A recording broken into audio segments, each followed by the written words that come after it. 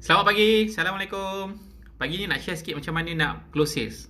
Close sales. Ramai orang, banyak sifu-sifu close sales dan banyak apa mazhab-mazhab close sales yang ada, tapi saya nak share apa yang kami praktis lah. Dan benda ni memang works. Ada 3 tips. Tips yang pertama yang saya boleh kongsi dengan you ialah you kena yakin dengan produk. You kena yakin dengan produk. Ramai orang jual produk yang dia tak makan. Ramai orang jual produk yang dia takut, bukan tak makan basically.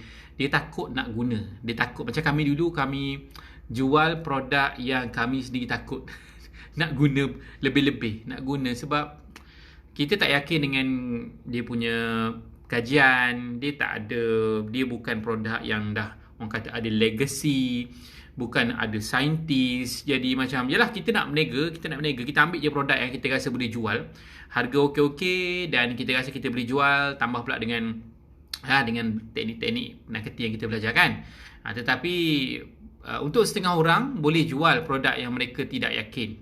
Tapi untuk setengah ramai orang, kalau kita nak betul-betul jual dengan all out, kita kena yakin dengan produk yang kita jual lah basically kan. Benda contohnya, okay, dan cara nak yakin ialah kita sendiri guna. Kalau kita pun takut nak guna, macam mana kita nak yakinkan orang? Kalau kita pun tak yakin nak guna dengan selamat, tak boleh guna dengan hati yang tenang, kita pun tak boleh nak convince orang. Dia macam hipokrit sikit lah kan. Kita pun tak yakin, kita pun tak makan, kita pun tak amal.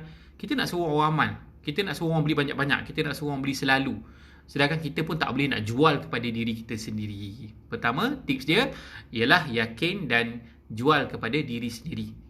Kedua, apa yang kita kena buat ialah kena faham apa masalah sebenar pelanggan. Apa sebenarnya masalah sebenar pelanggan? Jangan orang cakap, oh saya nak beli produk, terus kita bagi harga, terus kita bagi penerangan. Sebab masalah, walaupun ada satu masalah, tetapi banyak jenis, banyak keadaan. Contoh macam orang nak kurus contohnya kan. Ada orang nak kurus dengan skip makan, ada orang nak kurus dengan bersenam. Dia macam-macam jenis kan. Kita panggil market segment. Satu jenis market tapi ada banyak jenis dalam tu.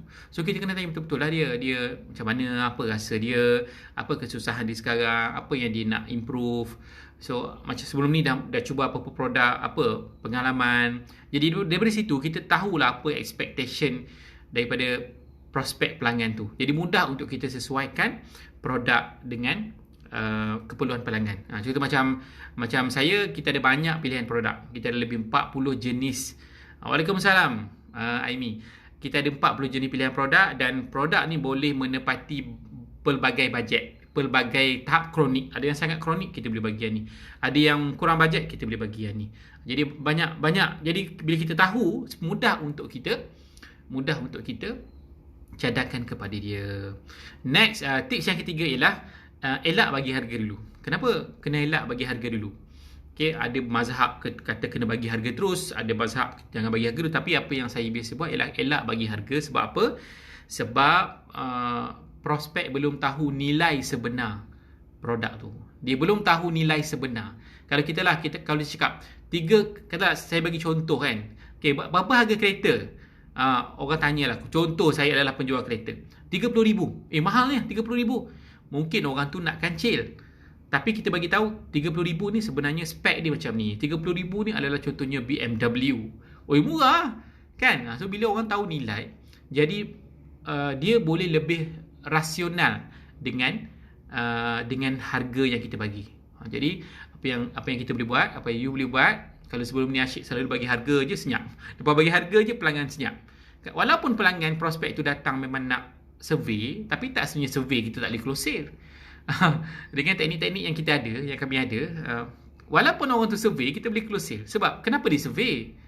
Dia nak produk, betul kan? Dia nak selesaikan masalah dia walaupun dia survey.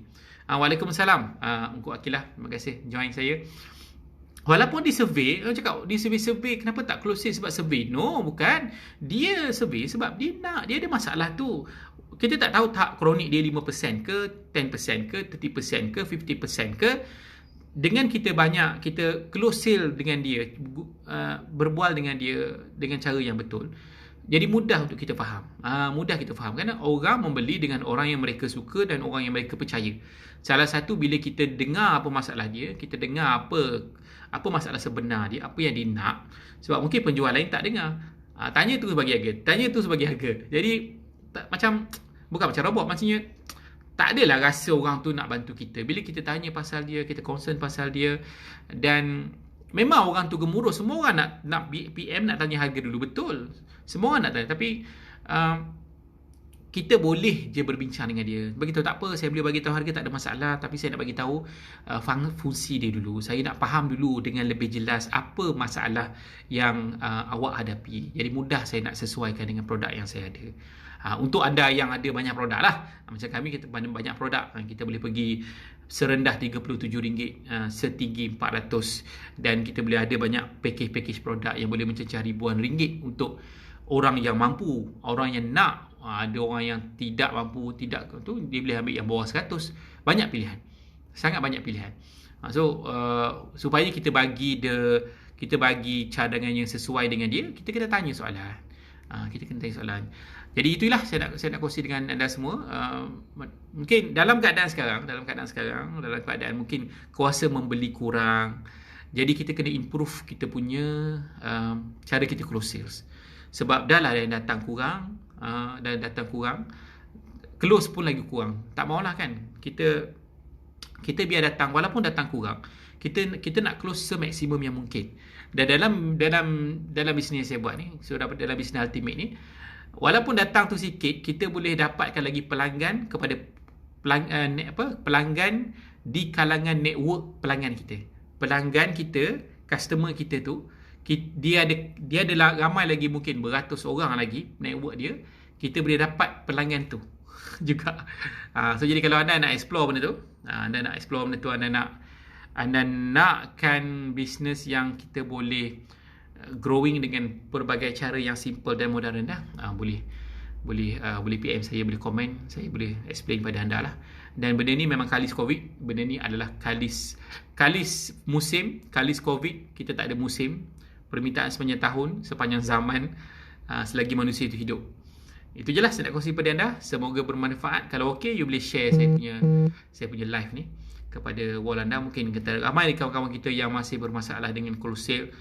Dan close sale ni bukan benda yang terlalu susah pun sebenarnya. Kena faham je dia punya trik je.